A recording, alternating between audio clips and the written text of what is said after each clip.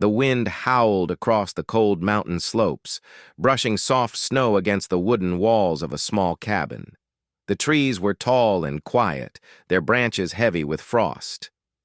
Inside the cabin, a man sat alone by the fire.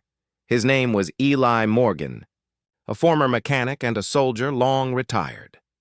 He had lived in this quiet place for 3 years, far away from the noise of cities and the memories of war. Life here was peaceful. Every day was the same. He chopped wood, hunted small game, and listened to old music on a dusty radio. He didn't mind the silence. It helped him forget the past. But tonight, something changed. A loud sound tore through the sky, like thunder and fire together. Eli stood up quickly. His cup of tea fell from the table and shattered on the wooden floor. "What the hell was that?" he whispered. He ran to the door and stepped outside. The sky above was dark, full of stars, but something was falling fast, burning bright orange as it crashed through the clouds. It looked like a comet. But Eli knew it wasn't. Comets didn't change direction in the air. This thing turned before hitting the ground. Then came the explosion. The forest lit up for a second like daylight. A deep boom followed, shaking the earth beneath his feet. Eli grabbed his coat, flashlight, and rifle. He didn't think twice. Someone, or something, was out there. The crash site wasn't far, about a 20-minute walk through the snow. As Eli pushed through the trees, the smell of burning metal grew stronger. Smoke rose in the distance. He moved carefully, his eyes sharp, boots crunching in the snow. When he reached the wreckage, his heart stopped for a moment. It was a ship, not a plane, not any kind of aircraft he had ever seen. Its smooth surface was curved and silver, glowing, faintly even though fire burned around it. Strange symbols were etched along the sides. The back of the ship was broken open, like it had been torn apart during the crash. Eli stepped closer. His rifle was ready. "Hello?" he called out. "Anyone alive in there?" No answer, just the soft hiss of steam and the crackle of small fires. Then movement. He saw a hand. Long, thin fingers curled over the edge of the wreck. The skin was smooth and silver blue, almost glowing under the moonlight. Without thinking, Eli ran forward. He dropped his rifle in the snow and pulled the figure out. It was a woman. At least she looked like one. But her features were not human. Her eyes were large, glowing faint purple. Her hair was like strands of light, silver and soft. Her body was wrapped in strange cloth that shimmered like liquid. She was bleeding from her side, her body cold as ice. She looked at him with wide eyes, fear and pain mixing in her gaze. "Help, please," she whispered. Her voice was soft, like wind in the trees. Eli nodded. "I've got you." He lifted her carefully, surprised at how light she was. Her body trembled in his arms. As he turned back toward the trail, she mumbled something, in a language he didn't understand. Her voice was fading. "Just hang on," Eli said. "You're not dying today."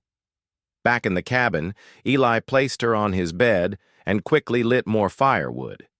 He wrapped her in blankets and cleaned the wound, on her side. Her blood was deep blue, almost glowing. It scared him at first, but he kept going. War had taught him how to patch up people. He never thought he'd be patching up an alien. She slept for hours. Sometimes she spoke in her strange language. Sometimes she cried softly. Eli stayed beside her, feeding her small sips of warm water. When she woke, when the sun rose, she finally opened her eyes again. She looked around the room, confused and alert. "You're safe," Eli said gently. She tried to sit up but winced in pain. Her eyes studied him for a long moment. Then she spoke. Slowly. "Carefully, you. Not from Zavari?" she asked. Eli blinked. "Z what?" Her head tilted. "You are Not with them? He shook his head. I don't even know who they are. The alien woman relaxed slightly. She leaned back on the pillow, breathing, slow and weak. My name is Eli, he said. Eli Morgan.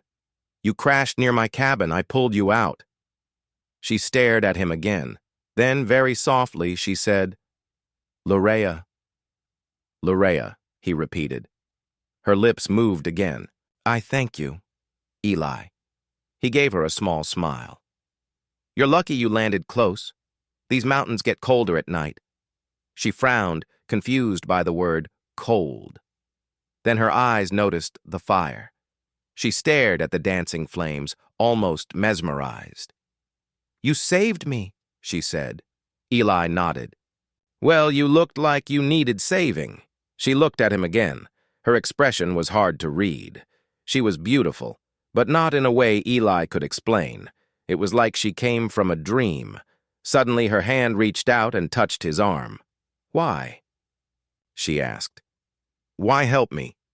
Eli looked at her. Because that's what humans do. That night, Lurea sat up in bed, watching the snow fall outside the window. Eli made a small bowl of soup and gave it to her. She sniffed it, then took a careful sip. Her eyes widened. Warm, she said. Yeah, Eli chuckled. Better than eating tree bark. Lurea smiled faintly. Eli sat in the old chair beside the fire. So, where are you from, Lurea? She looked down at her hands. For a moment, she didn't answer. Then she spoke slowly. I ran away. From who? Zevari, my people. They wanted to use me. As a bond gift. Eli's brow furrowed. A what? She shook her head. Like arranged mating, political. I said no. They punished me. I escaped. Eli's hands clenched slightly. They shot you down. She nodded. You're safe now, he said. No one knows you're here. Lurea looked at him with wide, glowing eyes. They will come. Then they'll have to deal with me. She stared at him for a long time.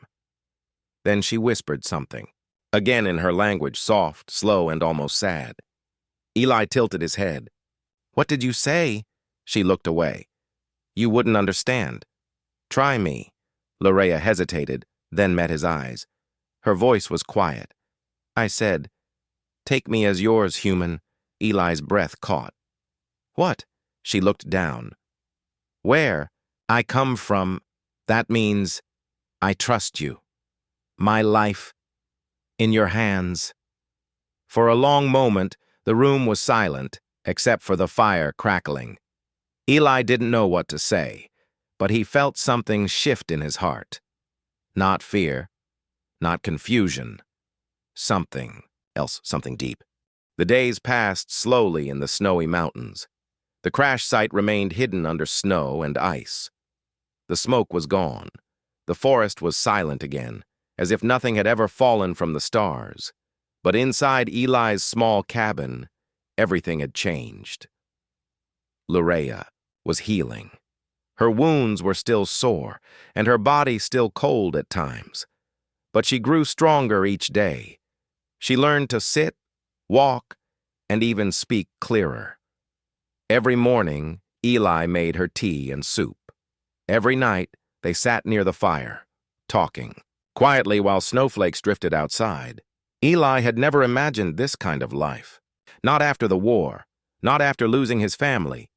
But now a strange woman from the stars was sitting on his bed, wearing one of his flannel shirts over her glowing silver skin, sipping soup and trying to pronounce human words.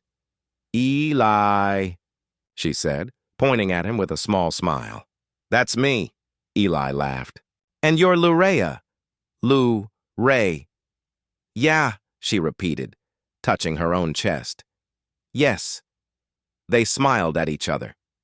That evening the fire burned low, casting warm shadows across the wooden walls. Outside the wind howled. Lurea sat, close to the flames, watching the dancing light like it was something magical. Eli placed a few logs into the fire and sat beside her. "You like the fire, don't you?" he asked. She nodded. "It is alive, like spirit." "Where you come from? Don't you have fire?" Loraya shook her head. "No wood, no snow. My world is made of light and metal. Everything is smooth, controlled. Doesn't sound very cozy." "It is not," she said softly. "There is no warmth. Not like this." Eli studied her for a moment. She looked small in the glow of the fire. Her silver-blue skin reflected the light. Her hair glimmered like falling snow. She wasn't just different. She was alien in every way. But still, she felt close. Familiar, somehow. "Loraya," he asked, "what are you really running from?" She stayed quiet for a moment. Then she spoke. "My people are called the Zivari. We are known across the stars for our power, our control. But inside, we are not free." She looked into the fire. "I was born as a noble. I was chosen to be bonded with a high commander. He is cruel. He owns many slaves. He wanted me as a symbol, a trophy." She touched her neck, where a faint scar glowed. "I refused the bond. I fought. I was punished. My wings—" She stopped. Eli blinked. "Wings?" Loraya turned slightly, showing her back. 2 small scars ran along her spine, like something had been removed. "They clipped them," she whispered. "A mark of shame." Eli felt anger rise inside him. "They hurt you, just because you said no?" She nodded. He clenched his fists. "That's not right. That's not how things should work." Loraya looked at him with soft eyes. "Your world is strange. You live alone, but you still help strangers. Why?" Eli looked into the fire. "Because I've seen pain. I know what it feels like to be left behind. If I can stop someone else from feeling that, even just once, I will." Loraya reached out and touched his hand. "You are not like the others I have known," she said. Eli turned to her. "You say that like it's a bad thing." "No," she whispered. "It is good." Later that night, the power went out. It wasn't rare in the mountains, especially during snowstorms. Eli lit oil lamps and placed candles on the table. Loraya looked around, curious. "Is this normal out here?" "Yeah," Eli said. "The grid's weak, but we get by."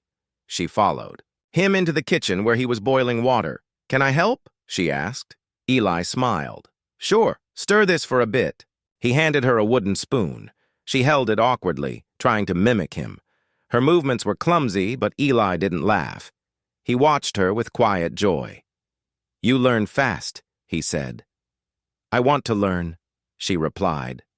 As they cooked together, Loraya looked out the window. "Your world, it feels so big." "But small, too." Eli nodded. "Yeah, that's Earth. It's loud in cities, but peaceful out here." She turned back to him. "I like the quiet." "Me too." They ate near the fire again, using metal bowls and wooden spoons. Loraya tasted everything slowly, savoring each bite. "This is good," she said. "Just soup," Eli said, grinning.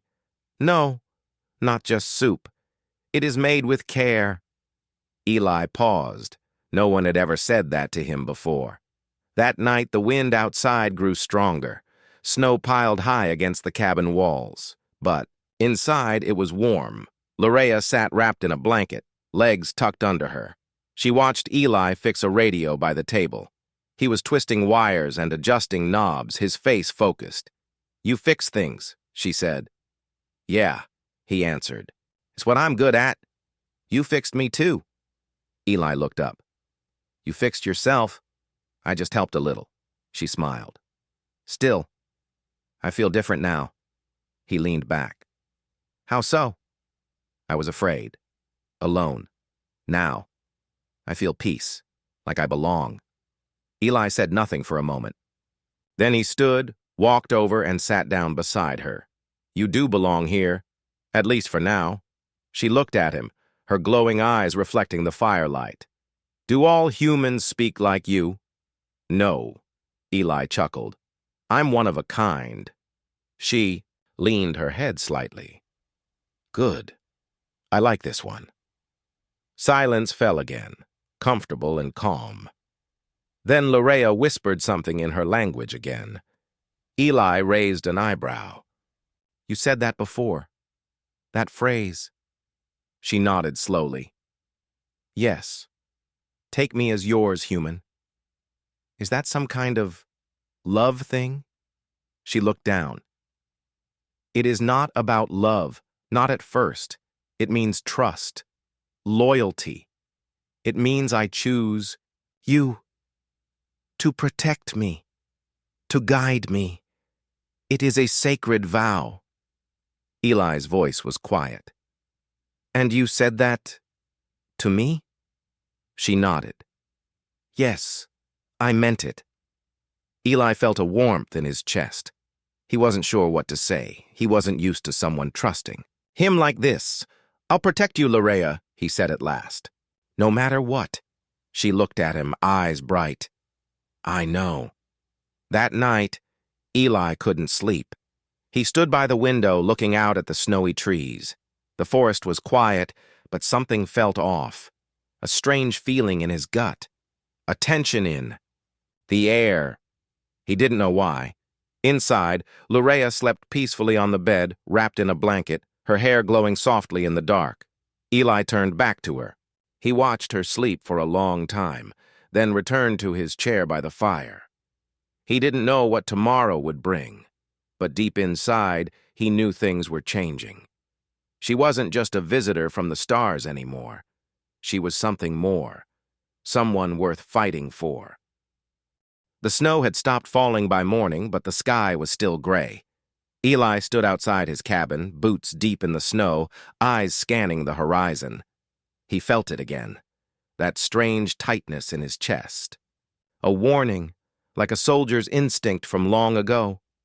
Something was coming. He returned inside, where Larea was sitting near the fire, wrapped in a thick blanket. She looked peaceful, almost like she belonged there. But Eli knew peace never lasted. Larea, he said quietly, we might have a problem. She looked up. What kind of problem? I don't know yet. Just a feeling. He went to the back of the room, pulled open a large wooden chest, and took out an old black backpack. Inside were supplies, tools, knives, maps, and a pair of compact binoculars. Larea stood slowly. I trust your feeling. Eli nodded. Stay inside. I'll check the ridge. The ridge was 2 hills away, a good lookout point above the trees. Eli moved carefully, stepping over snow-covered roots and staying low. He reached the top and pulled out the binoculars. What he saw made his blood run cold. 3 dark shapes hovered far off in the sky, smooth and silent like silver eagles made of metal. They were alien ships, smaller than Larea's but fast and deadly. He watched one of them fly close to the crash site, then vanish behind the trees. They found the wreck, he whispered. He turned and ran back toward the cabin. When Eli returned, Larea was already standing by the door, dressed in a thick coat he had given her. Her glowing eyes met his. She had felt it too. They're here, she said. Yes, Eli answered. 3 of them. Larea looked down. They are Zevari hunters. They always come in 3s. They will search, listen, smell. Nothing escapes them. Well, Eli said, picking up his rifle. We're not going to wait for them to knock. Larea looked worried. You will fight them? I won't let them take you. She stepped closer. Eli, they are trained killers. Machines mixed with flesh. You can't... I don't care what they are, Eli said. They come near you. They'll regret it. There was silence for a moment. Larea's eyes filled with something like sorrow, but also pride. Then we must go, she said. Now, Eli packed quickly. Food, first aid, blankets, his rifle, spare batteries, a small hatchet, and a lighter. Loraya helped where she could. Within minutes, they were moving through the snow-covered woods, leaving the cabin behind. The forest was quiet. Too quiet. "We'll head toward the southern cliffs," Eli said. "There's an old ranger station up there. No power, but it's strong. We can hide there for a while." Loraya followed close behind him. Her steps were light, graceful, but she kept looking over her shoulder. "They are watching," she whispered. "They can feel my trace. My blood leaves a scent." Eli frowned. "So even your wounds can betray us." "Yes," she said. "They will not stop until I am returned. Or destroyed." Eli stopped. "Then we better not stop either." As the sun dipped behind the hills, the woods grew darker. The trees were thick, shadows long. Somewhere, behind them, a faint hum echoed through the air, low and constant. "They're close," Eli muttered. They came upon a frozen stream. Eli stopped to check their tracks, covering them with branches and snow. Suddenly, Loraya grabbed his arm. "Hide," she said sharply. They dove behind a fallen tree just before a shape moved overhead. One of the Zevari ships flew low, scanning the area with a soft blue light. It passed silently, then vanished between the hills. Eli waited a moment, heart pounding. "Okay," he whispered. "Let's move." By nightfall, they reached the edge of a rocky cliff. Below it, the forest opened into a wide valley. The stars above shone brightly now, and the cold air bit through their coats. "There," Eli said, pointing toward a wooden structure hidden between the rocks. The ranger station. They hurried inside. It was dark and cold, but the walls were strong. Eli lit a small fire in an old iron stove. It wasn't much, but it was better than freezing. Loraya sat by the fire, shivering slightly. "I'm sorry," Eli said, kneeling beside her. "This is the best I can do right now." She looked up and touched his face gently. "You are doing more than anyone ever has." Eli felt his heart tighten. "I made a promise. I'll keep it." Later that night, they shared a piece of dried meat and some water. It wasn't much of a meal, but Loraya didn't complain. She watched the fire again, as if trying to memorize it. "Eli," she said softly, "do you fear death?" He thought for a moment. "Not really. I've come close before. Too close." "Then why risk it again?" He looked at her. "Because you don't deserve to be hunted. And because I care." She looked down. "In my world, care is a weakness. Feelings are forbidden. Only control matters." Eli shook his head. "Then your world's wrong." She looked into his eyes. "I think so too." They sat quietly. Then Loraya leaned her head on his shoulder. "I don't want to be alone again," she whispered. "You won't be," Eli said. Suddenly, a sharp sound broke the silence. A metallic click. Eli stood up instantly, rifle in hand. Loraya stayed low. Then, the wall exploded. 3 figures stepped through the smoke, tall, armored, and terrifying. Their bodies were a mix of black metal and pale skin. Glowing red eyes searched the room. One of them pointed at Loraya. "Target located. Prepare retrieval." "Over my dead body," Eli growled. He fired. The bullet hit one in the shoulder. It barely flinched. The second one charged at him. Eli rolled. Aside, swung the butt of the rifle and hit the creature in the head. Sparks flew. "Loraya, run!" he shouted. But she didn't run. She stood tall, eyes glowing bright. "Stop!" she screamed. A wave of invisible energy exploded from her body, throwing 2 of the hunters back. The third staggered, its armor cracking. Eli stared in shock. What was that? "My last strength," she said weakly. "I cannot do it again." The hunters recovered quickly. Eli grabbed her hand. "Then we go." They ran through the back door and into the trees. The forest became a blur. Gunshots and strange beams flew past them. Trees exploded. Snow flew into the air. Eli led Lurea through narrow paths, jumping over rocks and ducking low branches. He knew these woods better than anyone. Soon, they reached a narrow cave, hidden by thick brush. "In here," he whispered. They crawled inside. The space was small and dark, but safe. Eli checked Lurea. She was breathing hard, her body weak.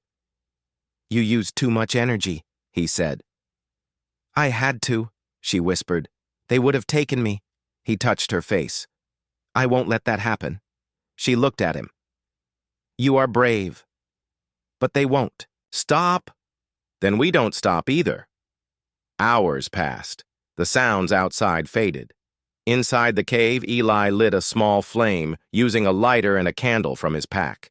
Lurea curled beside him, her head on his chest. "I'm sorry," she said. "You lost your home. Because of me." "I don't care," he said. "Homes can be rebuilt. People can't." She looked up at him. "Why are you like this, Eli Morgan?" He smiled sadly. "Because I'm human." She reached up and touched his heart. "Then I'm glad I met one." They stayed like that, quiet, breathing together, hearts beating under a starless sky. But both of them knew the fight wasn't over. It had only just begun. The sun had not yet risen. Cold morning mist wrapped the forest in silence. Inside the small cave, Eli sat awake, holding his rifle close. Lurea slept beside him, her breathing slow but steady. Her body still trembled from the energy burst she had used the night before. She looked peaceful, but Eli knew it wouldn't last. The Zavari hunters were still out there. Eli's hands were sore. His muscles ached, but his mind was clear. He had a plan. When Lurea opened her eyes, he leaned close and whispered, "We can't hide anymore." She nodded slowly. "Then we fight." Eli helped her sit up. "You sure you're ready?" "I don't know," she said honestly. "But I'll stand with you." They left the cave before the sun climbed above the trees. Eli led them through secret trails only he knew, paths hidden under branches and rocks. Lurea stayed close behind. She was weak but determined. After hours of walking, they reached a small canyon. Rocks and cliffs surrounded the area on three sides. In the center stood an old communications tower, rusted and broken. "This is where we make our stand," Eli said. Lurea looked around. "This place, it feels strong." "It's defendable," Eli said. "I've been here before. There's only one main path in. We control the high ground." She tilted her head. "This is how humans fight?" Eli gave a short smile. "Not all of us, but it worked for me in the past." He opened his backpack and started unpacking. Tools, wires, small explosives he had made long ago. Lurea watched him closely. "You were a soldier?" "Yeah. Long time ago." "You don't act like one." "Good," Eli said. "I never liked being one." They spent the day setting traps. Eli tied tripwires between rocks and trees. He buried pressure plates beneath the snow. He placed homemade explosives inside old cans hidden from view. Lurea helped where she could. Her hands were still shaky, but her mind was sharp. She used her energy to heat the wires, melt snow, and even bend metal. At sunset, they finished their work. Eli stood at the edge of the canyon, rifle in hand, eyes scanning the sky. "They'll come soon," he said. Lurea sat beside him, watching the fading light. "Why do you fight so hard for me?" she asked quietly. Eli didn't answer at first. Then he looked at her. "Because you gave me something I didn't know I needed." "What's that?" "Purpose." That night the wind was still. The stars were bright above them. Lurea sat close to Eli near a small hidden fire. They didn't speak for a while. The silence felt like peace before a storm. "I'm scared," Lurea said at last. Eli looked at her. Me too. She reached for his hand and held it gently. If we don't survive...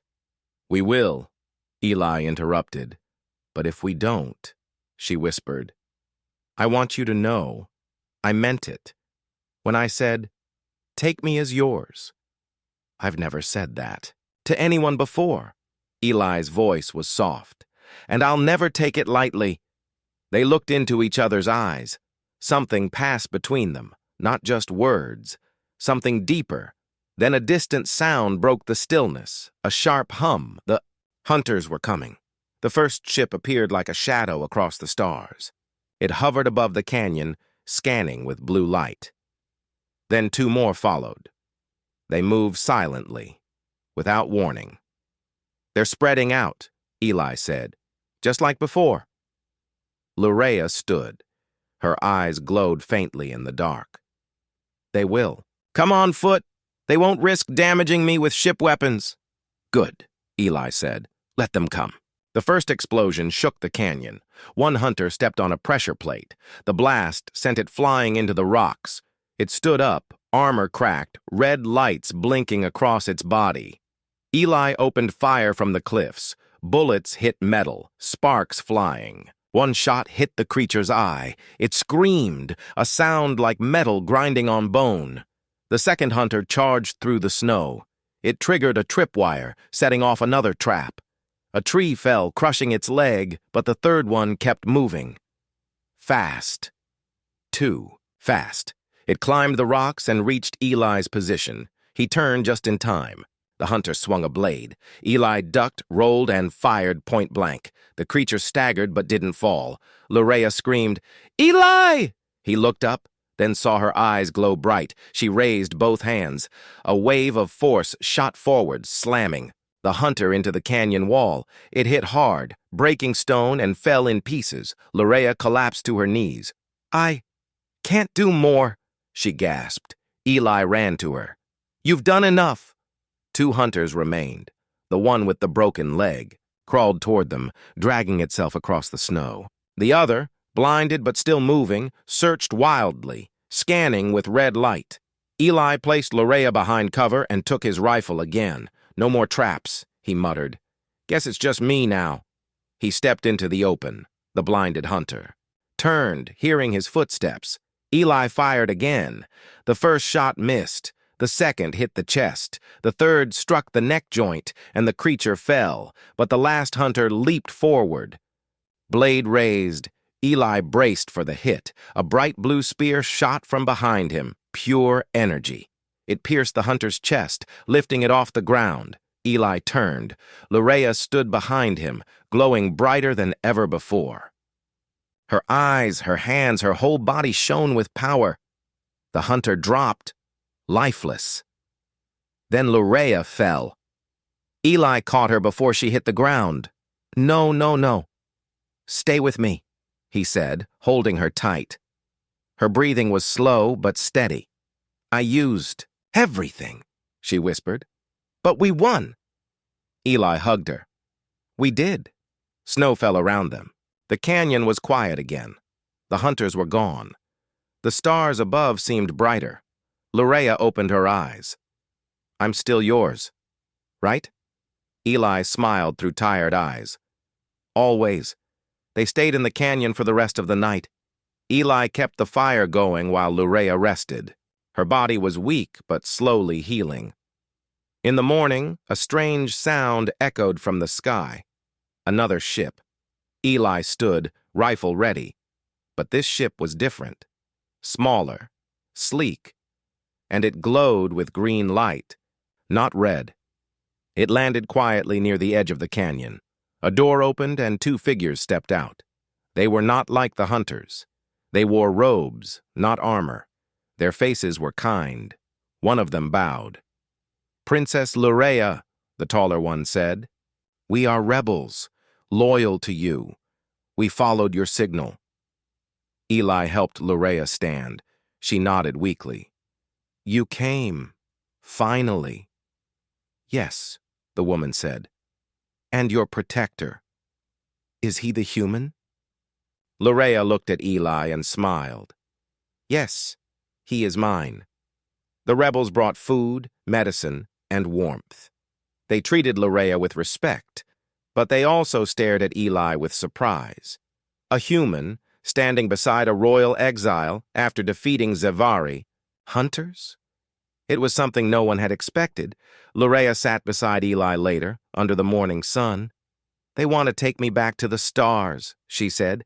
Eli nodded slowly. You should go. They need you. But what about you? She asked. He smiled faintly. I'll be fine, I always am. She looked at him. Come with me. Eli blinked. What? Come with me to the stars. Be my protector there. My guide. My heart. Eli was silent. The forest, the snow, the mountains. It had been his home for so long. But now something inside him felt ready for more. He looked into her eyes. Okay, he said. Let's go together. The morning sun burned away the last cold of the mountain night. Eli and Larea stood side by side near the rebels' small ship. It was unlike any Earth ship Eli had ever seen. Sleek, silver, and glowing faintly with blue and green lights.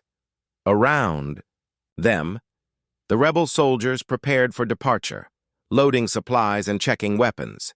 The quiet urgency in the air reminded Eli that nothing would ever be the same again. Larea looked at Eli, her glowing eyes full of questions and hope. Are you ready? She asked softly. Eli took a deep breath. I don't know if I belong out there, in space, in your world. She reached for his hand and squeezed it. Then come with me, or let me belong to your world instead.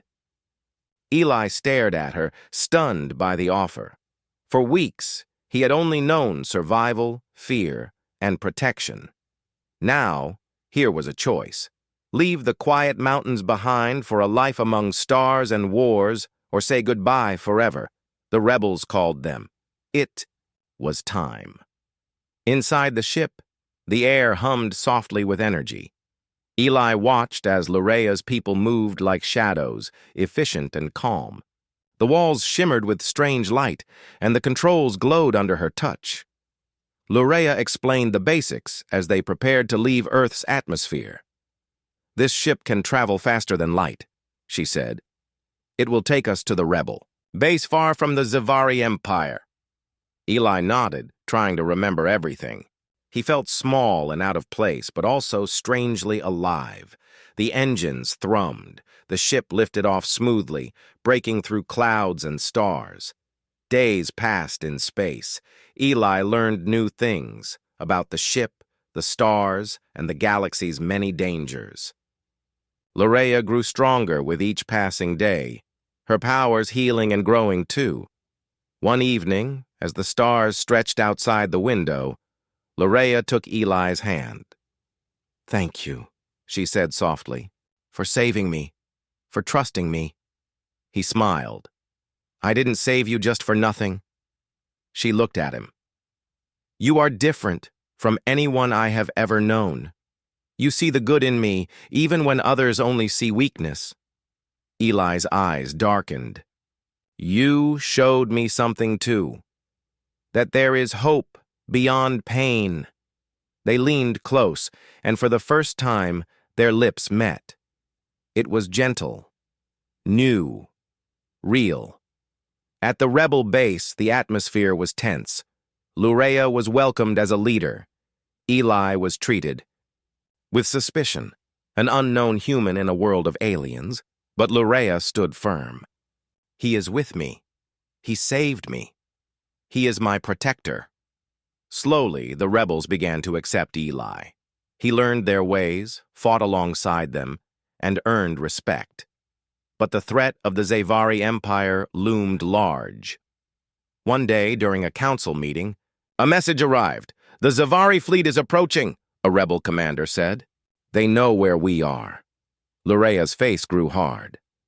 We prepare to fight. Eli looked at her. We fight together. The rebels made plans. Eli was given a small ship and a team. They would defend the base and protect Lurea. The battle came quickly. The sky above the rebel base was filled with ships, dark, sharp, and deadly. Lasers cut through space like lightning. Explosions rocked the stars. Eli piloted his ship with steady hands, dodging fire and shooting down enemy fighters. His team moved like a single machine. Inside the base, Lurea used her powers to shield the rebels and strike back at the enemy. The fight was fierce and brutal. During the chaos, Eli's ship was hit. Alarms blared. The hull cracked. He knew he had to make a choice, save himself or return to help Lurea. Without hesitation, he turned back. "Hold on, Lurea," he whispered. "I'm coming." He fought through enemy lines, reaching the base just as the Scifi broke through the outer defenses. Together, Eli and Lurea led the rebels in a desperate counterattack. Their combined strength pushed the Scifi back. After the battle, the rebels celebrated their victory. But the cost was heavy. Lurea approached Eli, her eyes full of gratitude and something deeper. "You saved me again," she said. He smiled tiredly. "I'll keep saving you, if you let me." She reached for his hand. "I choose you, Eli Morgan." He squeezed her hand. "And I choose you." As the rebel base repaired and prepared for the future, Eli and Lurea stood on a high balcony looking out at the stars. "The galaxy is big," Eli said, "but I think I belong here. With you." Lurea smiled. "And I belong with you." They leaned close, their hearts beating as one. No matter what came next, they would face it together, because sometimes the greatest power in the universe is not a weapon or a starship. It's a human heart willing to fight for what it loves.